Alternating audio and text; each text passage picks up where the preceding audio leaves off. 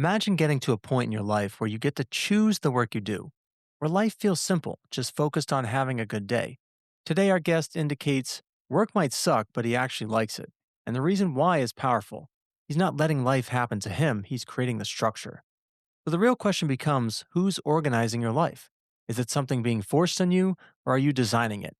In this conversation, we zoom out because life isn't a short term role, it's a long term game. Stanley challenged us to think in decades but act daily. Let's roll right in. All right. Welcome to the Work Sucks, But I Like It podcast. Today we have Stanley Bronstein. He's an attorney, CPA, life coach, and multi book author. But what really makes his story powerful is the transformation he's lived.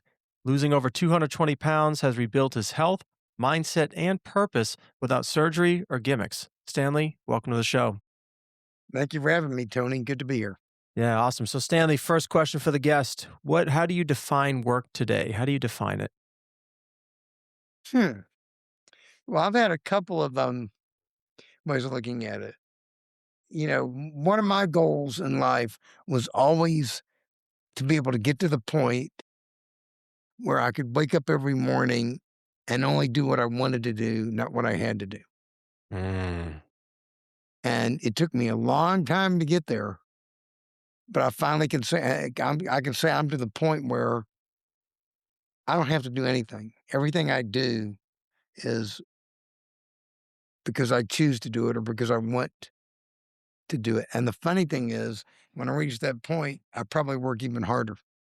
No, I like that. So, Stanley, walk us through a typical day for you where you get to do these things now. Okay. Well, for example, you are the second podcast I've been on today, and I've got another one 2 hours after you. So there'll be three of those today, sharing my thoughts, my stories, my ideas, my beliefs, the things I've learned. Went to the gym for 2.5 hours earlier today. Took the dogs for a walk, ate a healthy breakfast, ate a healthy meal a couple hours later because I only eat healthy now. And it's been a good day for the most part. Not totally stress free, not perfect, just a good day, which is what I can say most of my days are like. No, I love that, Stanley. So, just out of curiosity, so typically when guests come on, I find that there's sort of these two categories, and I want you to kind of explain what you think of them. We have one type of guest that's the 9 to 5er. We have has a job that works 9 to 5. Then we have the other type of guest that's an entrepreneur. Where would you place yourself if you were to place yourself in one of these categories? I would place myself in a 25-hour a day entrepreneur. Okay, nice. I'm always on, in one form or another, because I never know when an idea will hit me or somebody might want something. I do a lot of things internationally all over the world. And so I'm adjusting to other people's time zones. I mean, middle of the night last night, I had a call with the Philippines because I needed to talk to my web developer in the Philippines. So I'm always creating. And I think the reason I can get away with doing that is work sucks, but I like it. No, I Yeah. do. I like it. I like what I'm doing. I like that I'm helping people. I feel very positive about what I'm doing and very good about what I'm doing. And that gives you more energy. So, what actually sucks about your work, Stanley, and what are you doing to make it not suck? Well, at present, I don't have any employees and I don't have any trained assistants. So I get to do everything, the fun stuff, the grunt stuff, everything, all along the way. And fortunately, I'm very organized. Plus, I'm um, still doing some of my legal work and accounting work. I also run the HOA that I live in. So, and I do a lot of volunteer work and help people. So I'm constantly switching hats all the time. And what I have found is it helps to be tremendously organized. I mean, I have just about every aspect of my life, work, everything extremely organized. I feel very similar, Stanley. The engineer in me is like, oh, I love the structure. Why do you think structure is so important today in the society we live in? It's because sometimes we feel like bound by that structure. Why do you think that structure is a good thing? Okay. First of all, it depends whose structure it is. Ah, I love that. Is it structure that was thrust upon you, or is it structure that you intentionally and purposely created for yourself? Because if you're able to intentionally and consciously create structure for yourself, it gives you tremendous power. I mean, because I'm structured, because I have routines, because I'm organized, I mean, the average person would be blown away by what I get done in a single day. I mean, I shared my daily routine with a Marine one time, and he liked it. Nice. He said, "This is great." He said, "You never been a Marine?" I said, "Nope." But it's that it's that intense. I mean, I have not and I have this thing, I call it rigid flexibility. Mm. And one of the books on my website is called The Way of Rigid Flexibility. What it is, I'm rigid in my standards. I do this every day. I do that every day. I only eat healthy every day. I walk every day. I spend some time on my work every day. Rigid in my standards, but I'm flexible in the way I get things done. Oh, I love that. Like, for example, okay, I walk every day. If I'm going on a trip and I've got to get to the airport 2, 3 hours early, I get to the airport 2, 3 hours early, check all my bags and everything. And then what do? I walk in the airport for an hour or two. That's flexible. You know, I, you know, I might have a, I've got 3 podcasts today. Tomorrow I've got one. The next day I have none. So that gives me, I shift around it. I do this, I do that, and you get things done. I'm rigid in my standards. These are the things I do. This is who I am. But then I cut myself slack in how I get it done as long as I get it done.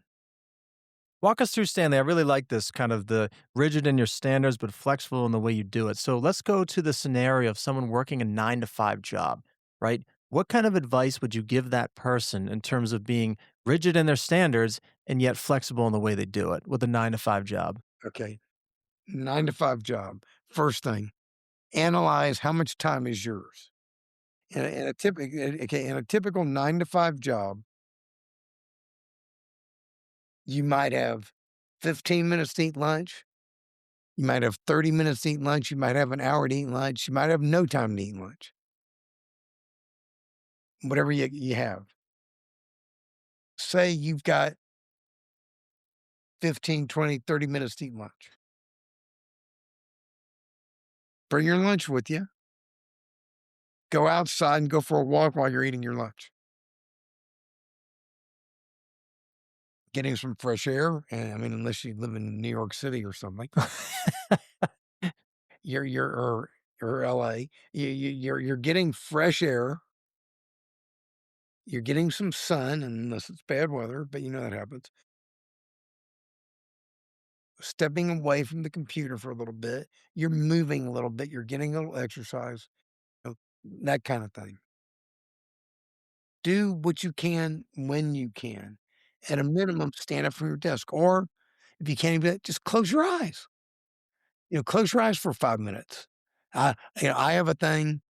I have various timers set on my phone.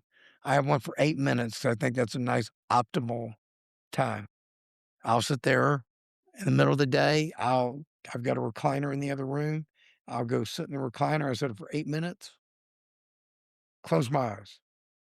Relax. Meditate. When it's over at the 8 minutes, you get up. even if you don't want to sometimes. Yeah, yeah, right, right, It's right. I take a so nap every day at lunch, so I love what you're saying.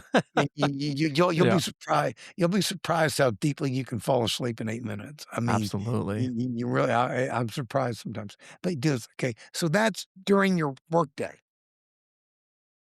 Now, after your workday, how much time is yours? Okay? You probably unless you work remotely, you probably have to commute to and from work. So, is that 30 minutes each way? Is that an hour each way? Is it more than that?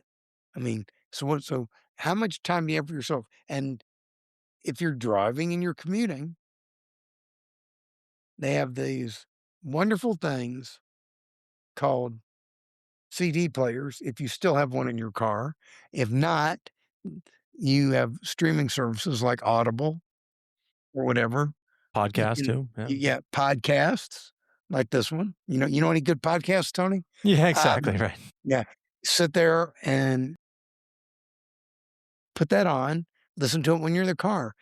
Do something while you're driving. Don't just sit there and get stuck in traffic and go, "This sucks. I hate this." Sit there and do something positive with that time. Um, then you get home. Okay. You may have a wife and kids. You may have a partner, maybe by yourself. You might have pets. You might have kids. You might not. Whatever it is, there is time to be found where you can do things by yourself. I tell everyone you need a minimum of 15 minutes a day to yourself, Mm, love that. minimum, and you need to walk a minimum of 20 minutes a day if you can. And if you Got can't do 20, do 10, do whatever. But every day, every day, every day, every day, every day, time to yourself and go walking every day. And you figure out where you have time gaps and you might need to adjust some things, change some things. Watch less TV. Mm. Like, okay, I'm not saying no TV. For example, I do not watch TV during the day, unless, something happened, big time that you need to watch. I don't watch TV during the day. When I go to bed, I get in bed, I will turn on the TV. I watch TV for 20 minutes and then I go to sleep. That's it. If I want to watch an hour TV show, it'll take me 3 days to watch it. Love that. So there, and then generally the only exception to that is, if there's a new Star Trek, I got to watch my Star Trek. There you go. I'm a Star Wars guy, but yeah, I hear you. Yeah, well, we can't all be discriminating like Star Trek.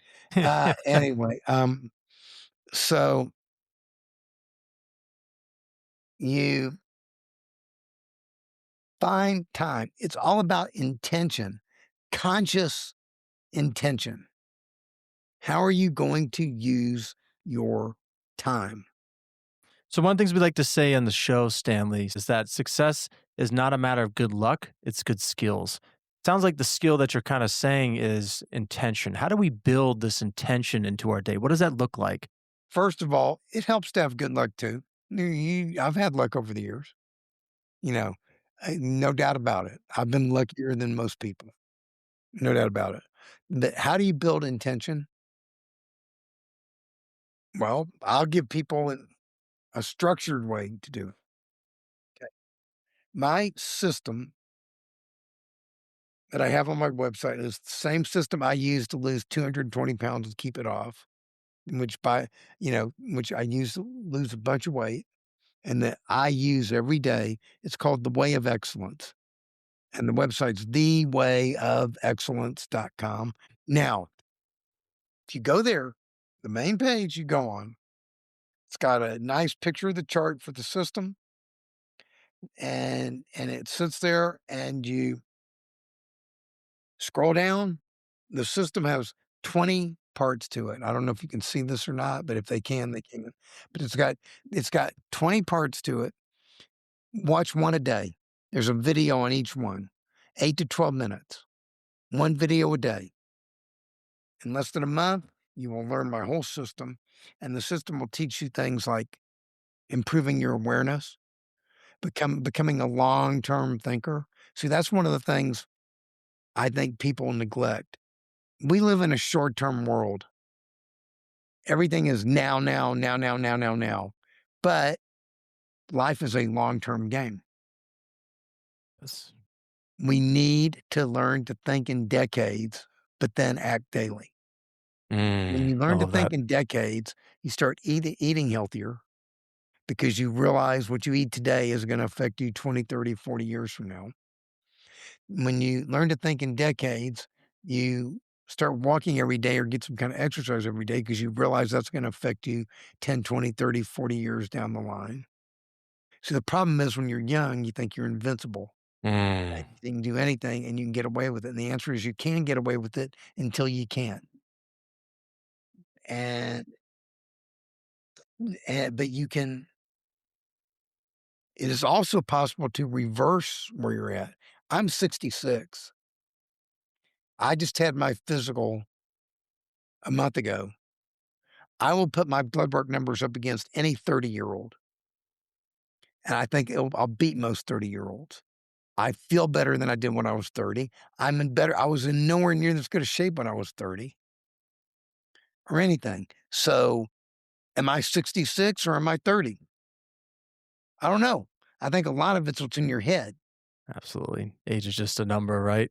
So I really Yeah. want to dive into this transformation, Stanley, because I think it's remarkable. Walk us through the feelings and your thoughts you had leading up to this point where you stood on the scale and said, I really need to make a shift here. What was that like? First of all, I didn't say I need to do this. I said I get to do this. I'm going on a journey and I get to do this. That's one of the principles of my system. It's called perspective. And I'll tell you in a minute who taught me that perspective. It came from a very unexpected place. Okay. 4 months before my 50th birthday, February 1st, 2009, a little over 17 years ago, I woke up and I said, where am I going to be in 5 years if I keep doing what I'm doing? I didn't like the answer. Care to guess what the answer was? Not good. Dead. Yeah. And I Yeah. decided I didn't want to be dead. Now, you notice it was February 1st, not January 1st. You know why it was February 1st? No. Why? Because I had previously said it was going to be January 1st and I blew it. Oh, I okay. blew my New Year's resolution, as many people have no doubt done by now. Today's March 9th. Many people have no doubt done that. But this time was different. I picked myself back up and I got going. So I said, I need to make some changes in my life. So the first thing I did was I said, I'm going to stop drinking alcohol. Was I an alcoholic? I don't know. But I was drinking scotch every day. I was drinking more than I should. And it was not serving me. I was serving it. So I believe in symbolism. I took my last bottle of scotch, poured it down the toilet, hit flush. Haven't had a drink in 17 years. And let's talk about addiction for a second. I know many people have struggled with alcohol, and I get that. For me, it actually was easy. I quit cold turkey, and it was not a problem to quit. And I think the reason why was I was not physically addicted to it. If anything, I was emotionally addicted to it.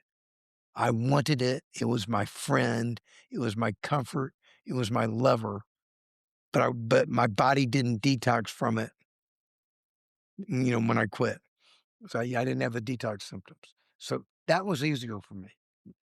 And then I said soda pop, 2-liter bottles of soda pop. I Mm. was drinking 3 of those a day. Oh, But wow. they were diet caffeine free, so surely they were healthy. That's what they tell us, right? Uh, Yeah, yeah. no. Yeah, right. Um, poured the last one down the toilet, hit flush, gone. Then I made a few dietary changes. I decided to quit eating red meat. I was gonna eat just chicken and turkey. So that was how I started. And then I said, I'm gonna start walking every day. And in the beginning, I had trouble walking more than 2 or 3 blocks because my knees hurt. I was out of breath. Wasn't easy. I found a gym that was open 24 hours a day. I'd go there and that had a pool, and I went there in the middle of the night, and I would when it was empty, and I would walk laps up and down the pool. 30 minutes, then an hour, then 2 hours, then 3 hours, building up, building up, building up. Going there in the middle of the night. Mm. That started a habit that I still continue to this day. I get up at midnight every night, and I exercise until 5 PM, and then I go back to sleep for 2 hours. And that second sleep is unbelievable. It's really I deep. bet. It That's but, crazy. um but I do that every day. So, started doing that. Now, I had days where I didn't wanna do it. The motivation wore off. See, that's the problem with motivation. Everybody wants to be motivated. Well, motivation wears off. You're a human being. You're gonna have a day where you feel like crap and you don't wanna do it. Did you make it Plain stick? it Huh? How'd you Yeah. make motivation stick? Okay, here comes the story. 2 years earlier, I met a first of all, I didn't make motivation stick. I created discipline. Motivation wears off, discipline doesn't. Motivation gets you started, discipline keeps you going. So now, 2 years earlier, 2007, I was writing a book, and the deal was I was gonna drive around the whole United States and interview 50 amazing people and put their stories in a book that I was writing. Well, I started the trip in Hawaii. I mean, if you're gonna start a nationwide trip, start it in Hawaii, right? So I started in Honolulu, and first person I talked to said, "Are you gonna be talking to Peggy Chun?" I said, "Who's Peggy Chun?" They said, "You gotta go talk to her." I said, "Okay." I found a phone number for Peggy's daughter. I called her daughter, and I said, "Can I come over?" I told her what I was doing. She said, "Yes, come on over." So I went over to Peggy's house. When I met her, Peggy was in terminal stages of ALS, Lou Gehrig's disease, Mm. completely bedridden, could not move, could not speak. She was on a ventilator. The only way she could communicate was trained people could hold up an eye chart and they could read her eye movements and she could spell words.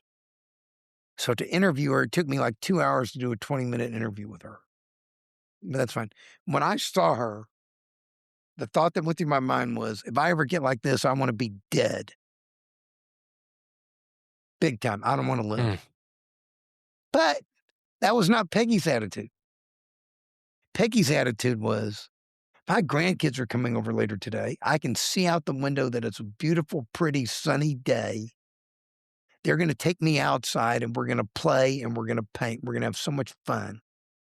Now tell me, you're getting ready to drive around the whole United States and you're going to interview 50 amazing people? Tell me about all these people. I want to hear their stories. Sounds like fun. I wish I could go with you. So this woman who was in a state where I would want to be dead had more joy for life than anyone I've met in my entire 66 years. Mm. That's So amazing. any morning, I didn't feel like getting out of bed. You know the old saying, what would Jesus do? I started saying, what would Peggy Chun do if she could?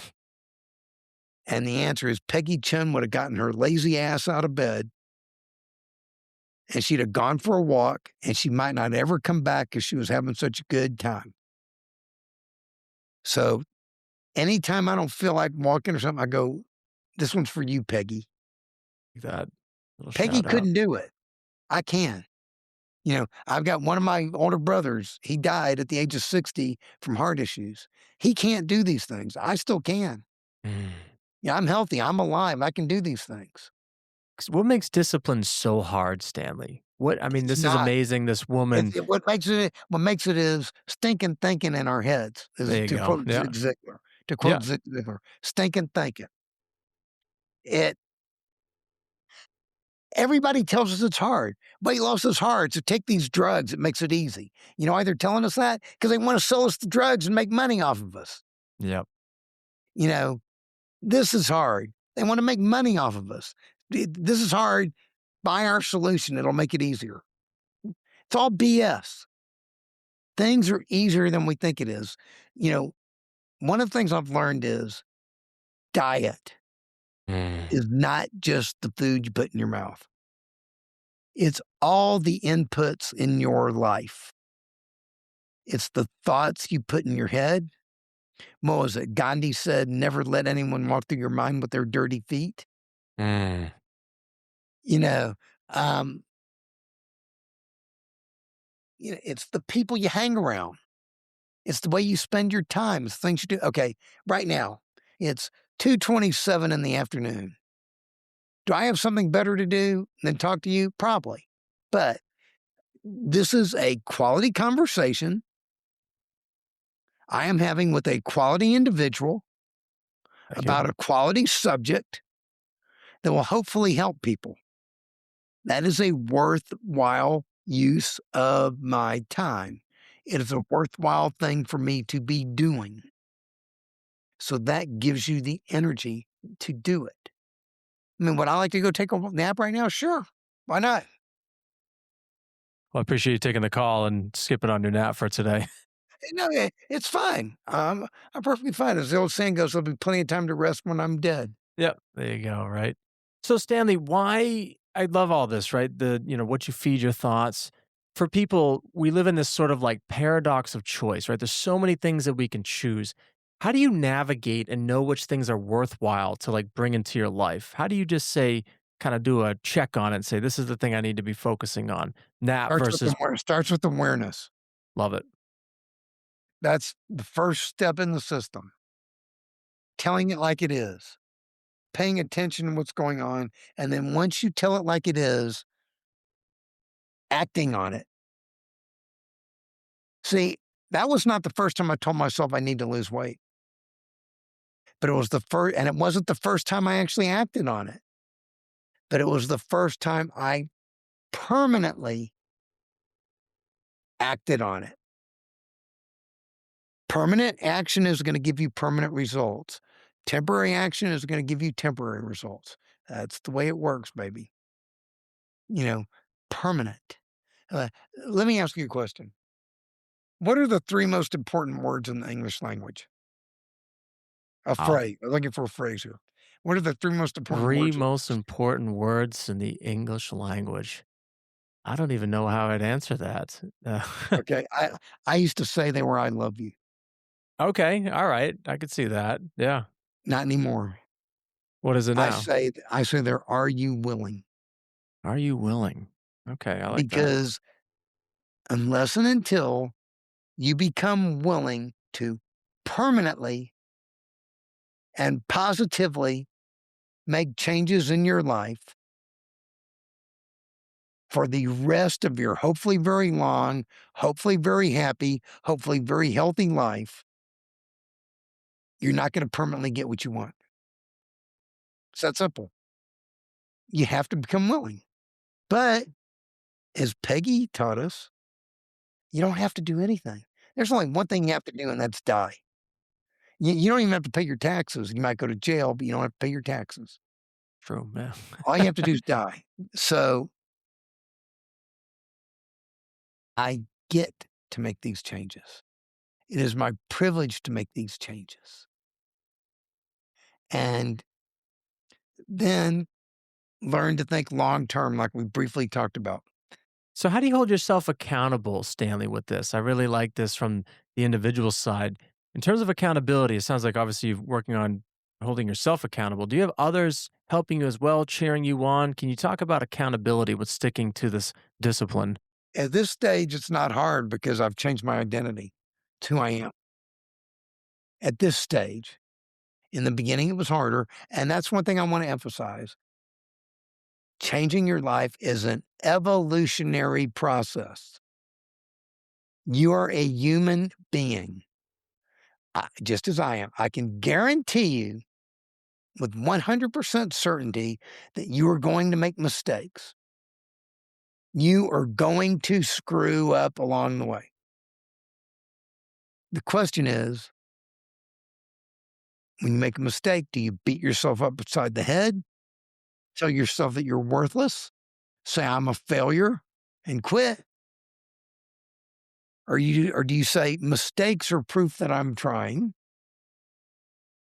Learn from those mistakes, pick yourself back up and start again. There's an old saying, fall down 7 times, get up 8. Well, you want to know something? I've probably fallen down 1,000 times and got up 1,001. Yeah. Why are people so afraid of falling, I guess? There's such a fear of, like, being perfect and they don't even try it. Why is there this big fear Because around we're not failing? taught it's okay. As kids, we're not taught it's okay. See, wise parents let their kids fail. Instead, we live in a society where the only thing good is, that ribbon, that nice purple Right. ribbon Getting the A that, plus, the 100. Yeah. getting the A plus, getting whatever. It's teaching them it's okay to fail because you're gonna fail. There are no perfect people. There never have been any perfect people. See, I learned to adopt a different standard for myself. I used to be a 367-pound perfectionist, and I used to complain that the people around me weren't as perfect as I was. Tell me there's not a little irony and in that. Yeah. Yeah.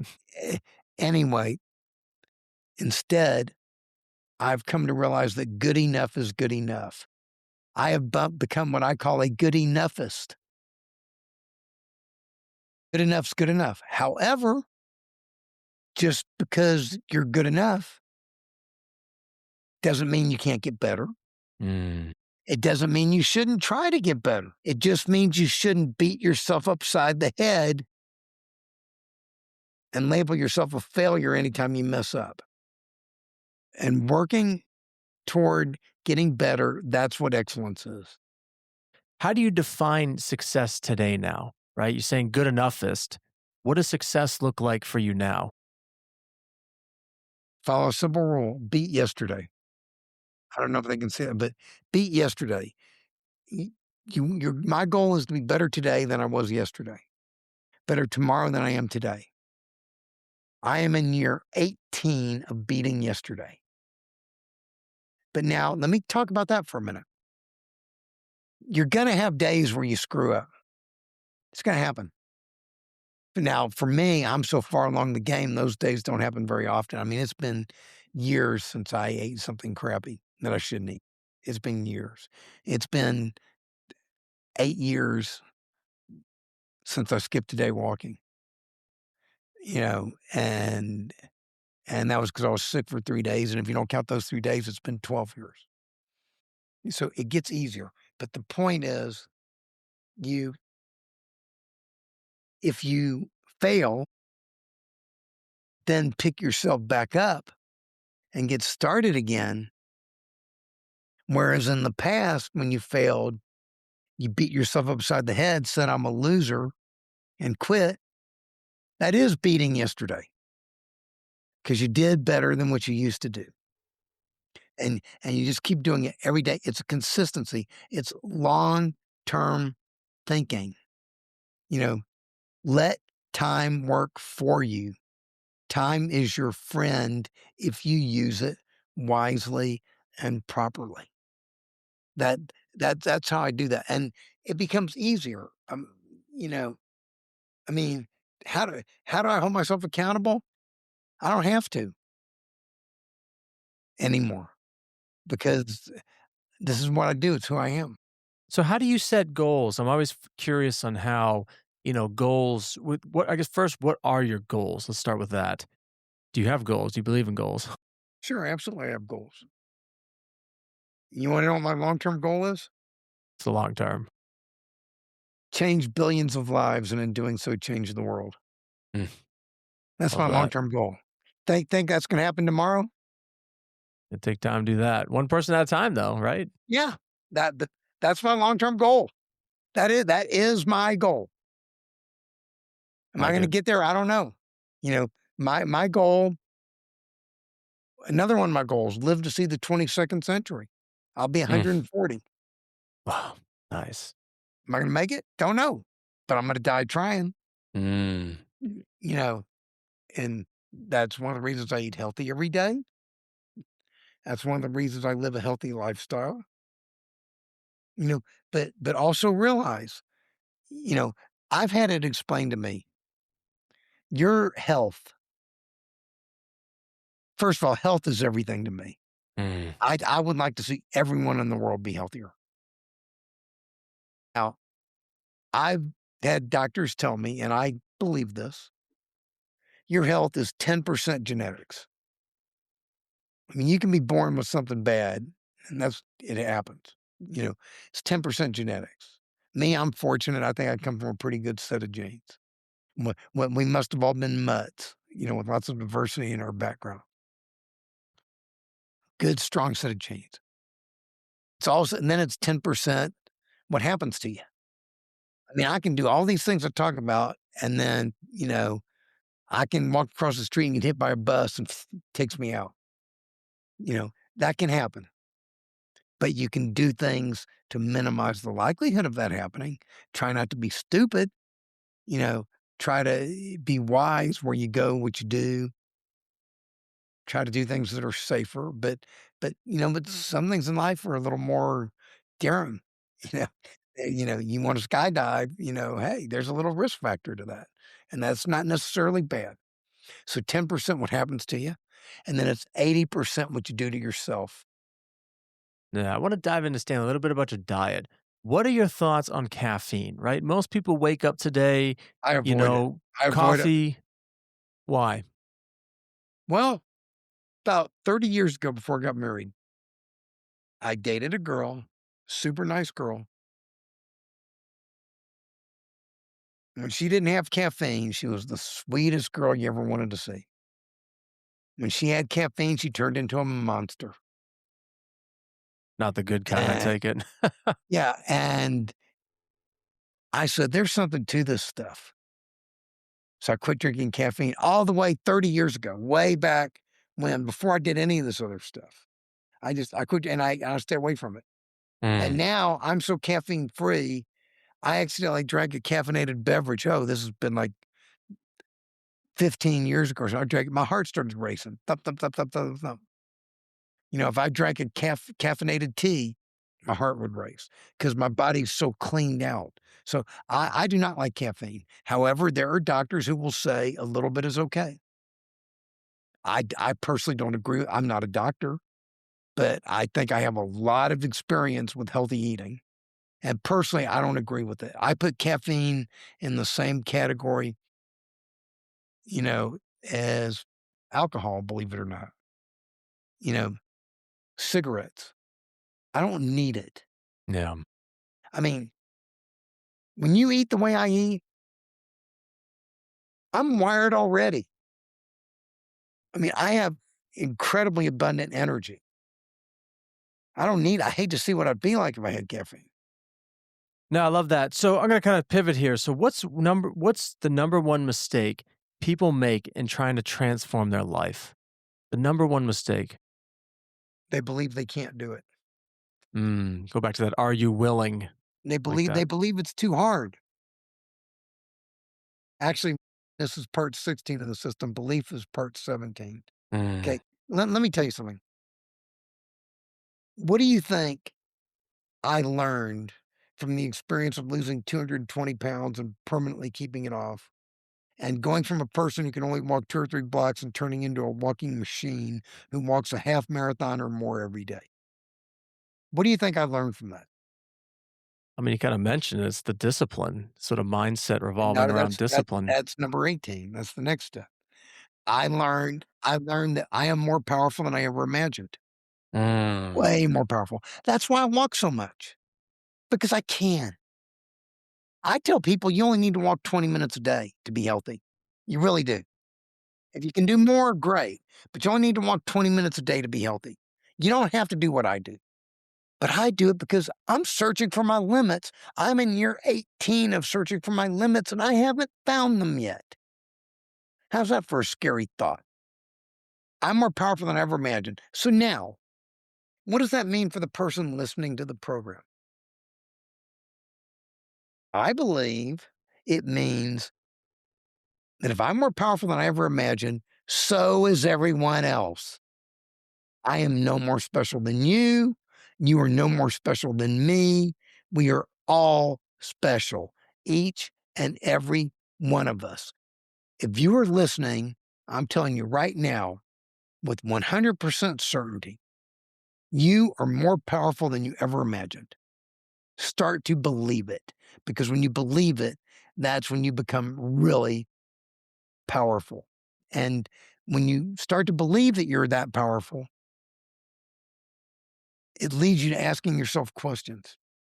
And the Yeah, question I asked myself was, if I could do all of this, what else is out there waiting for me to do that I haven't done yet that I should be doing? And that was when I said I should be teaching other people what I've learned. See, it took me 49 and a half years to change my life in an instant. Now I teach people how to change their life in an instant without waiting 49 and a half years. You don't have to hit rock bottom. All you have to do is make up your mind and become willing, and then get started and never stop. See, that's the other thing, persistence. That's number 11 in the system. love it. Okay, you like science fiction movies? Galaxy Yep. Quest. Galaxy Okay. Quest, never give up, never surrender. That's what it is. Get started, never stop. You fall down, get back up. Keep going, keep going, keep going. See, that's what I've done. Because you're gonna screw up, promise. Guarantee you. Part of it all. Yeah, you're gonna. But if you're prepared and you're determined, can't stop you. And you just keep doing it over time. See, like I said, I've been doing this for 18 years. You're going on 18 years. You I didn't start out this way. This is what I have evolved into. It is what I have become. And I'm continuing to evolve. I mean, my mouth waters when I ask myself, where am I going to be in 18 years? And the answer is I'm going to be 84. We'll see. But I plan on being healthy. And you know what I plan on doing on my 84th birthday? I don't I know. plan on walking a marathon just like I do every year on my birthday. Love it. You know Love what I plan that. on doing on my 100th birthday? Walking a marathon. Walking a marathon just like I do every day on my birthday. Yeah. That's, Amazing goals. you plan and you do what you can and you set goals for yourself. Stanley, if listeners want to reach out to you and learn more about transforming their lives, what's a good place for them to land? Go to my website, thewayofexcellence.com. Beautiful. Is that where they'll The, see the, the 20 videos? yeah, they'll Perfect. see it's just scroll down on the page. There's a link for each one. Watch video one, watch them in order because they build on each other. And I put them in a logical order for a logical reason. And let them build, watch them in less than a month. You'll learn the whole system. Then go to tab number 2. I have free guidebooks on there. These are full length digital books. And because they're digital, I'm making them available for free. Awesome. Thank you. We'll put that in the show description. Stanley, it's been a pleasure having you on the show. Thank you for having me, Tony. Do what you can when you can. Not perfectly, not all at once, but consistently. Stanley reminds us that motivation fades, but discipline stays. And the real skill? Being rigid in your standards, but flexible in how you get there. 15 minutes a day. That's what he says. That's it. A small conscious investment in yourself every single day. Because success isn't about luck, it's about the skills you build over time. Today's skill is about intentional action. Start small, whether it be those 15 minutes a day, stay consistent, play the long game. I'm going to quote here from Lao Tzu: a journey of 1,000 miles begins with one step. See you next time.